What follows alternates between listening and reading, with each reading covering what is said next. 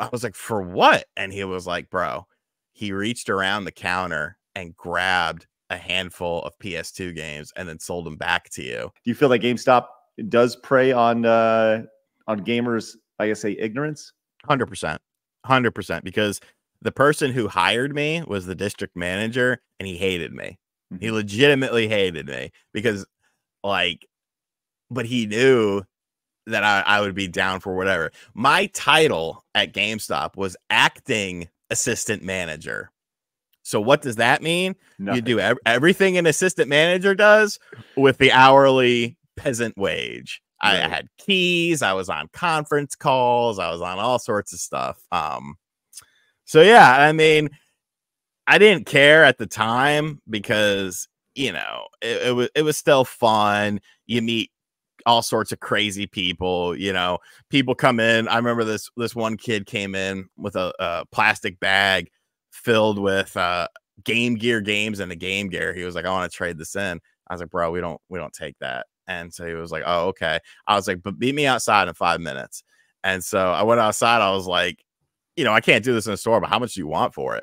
Let's go. He's like, I just want like $25. I was like, here's 30. Have a good one. And nice. Like, so yeah, we used to do some shady shit there because, you know, it was what it was. But I ended up, there was an incident there, and I ended up, they didn't terminate me, but they were cutting all my hours and taking my keys for something that I was, it really wasn't my fault. I'll tell you the story. Please. So this guy used to come in all the time, and everyone knew him. We didn't really know his name, but everyone knew him. He was a nice guy, but you could tell that like he probably didn't really play video games. He was just robbing people and bringing the product to us and taking cash every time. I just want cash, just want cash. So he came in one day, and it was just me. I'm working by myself, and he was like, y'all got any used Xbox 360s? I was like, I'm pretty sure I do. Let me run to the back and check. And he was like, okay. So I ran to the back and checked. Had like 2 of them or something. I came back out. I was like, yeah, I got 2 of them. And he was like, all right, I might come back later for one. I was like, all right, cool. He comes back later in the afternoon, and he's got a bunch of disc PS2 games. And so once again, now we're a little bit busier. I'm still by myself. So, you know, trade in the games. I'm like, you want cash, don't you? He's like, yeah, I'll take cash. I was like, all right. So give him his cash. He leaves. My shift ends at 5. I get a call from the manager, Alec, and he's like, bro, you got to come down here now. I was like, can't we just talk on the phone? He's like, dude, you got to come down here now. I was like, all right. So, you know, it wasn't far from my house. So I hopped in the car, got over there. I was like, what's up? And he's like, he said his name. I don't remember his name. And he's like, you know that guy? I was like, yeah, that's dude that comes in all the time, right? He's like, yeah, with just the games. I was like, yeah. He's like, did he come in today? I was like, yeah, he did. He was like, well, what did he do? Because we didn't have security cameras at this time. And I was like, he asked if we had a 360 in the back, and I wasn't sure. So I ran to the back and checked, and then I came back out, and then he came back later on in the day and traded in some stuff. He was like, did you happen to look at what he traded in? And I was like, PS2 games. He was like, did you notice anything about them? I was like, no. And he was like, look, the DM wanted to fire you. I was like, for what? And he was like, bro, he reached around the counter and grabbed a handful of PS2 games and then sold them back to you. And he showed me the games, and I'm looking at them, and I'm like, oh shit, they're all like A through D, because the way that the games were put was literally like, here's the cash register, here's the counter, and the games were right here. There wasn't any sort of lock and key. It was literally just like a tray that had all the games on them. And I was like, oh fuck, dude. And he was like, I know you didn't do it on purpose. I know you had nothing to do with this, but they're trying to fire you.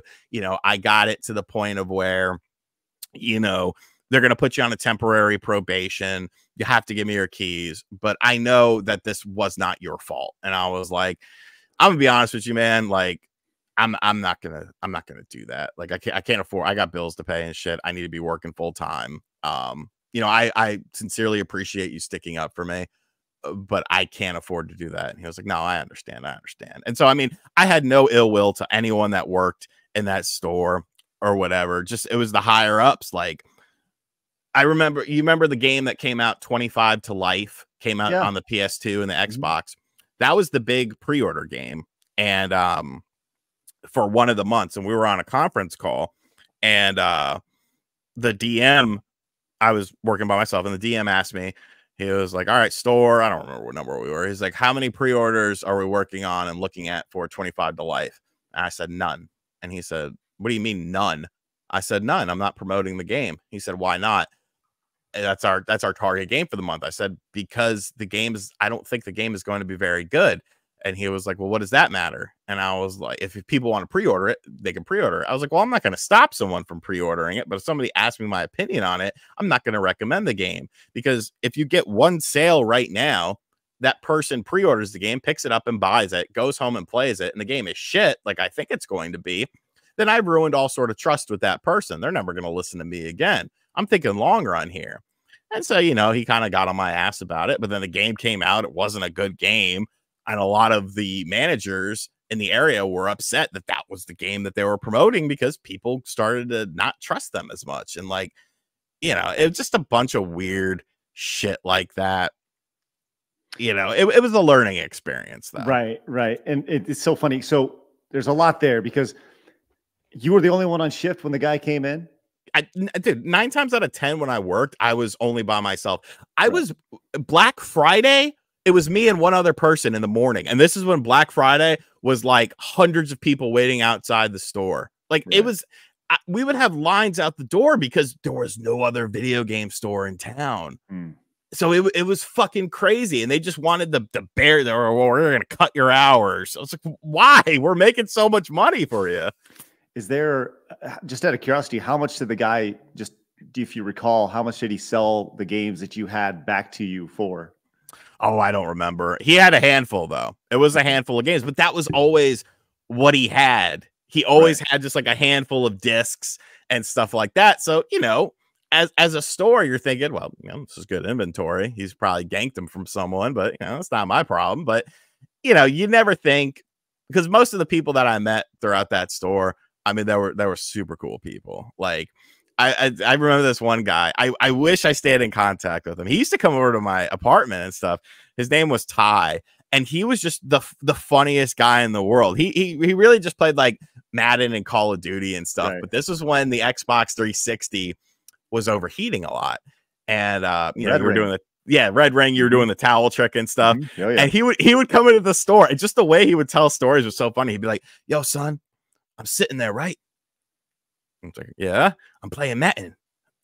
And then all of a sudden, I see a red ring. I was like, yeah. And he's like, I just want to play Madden.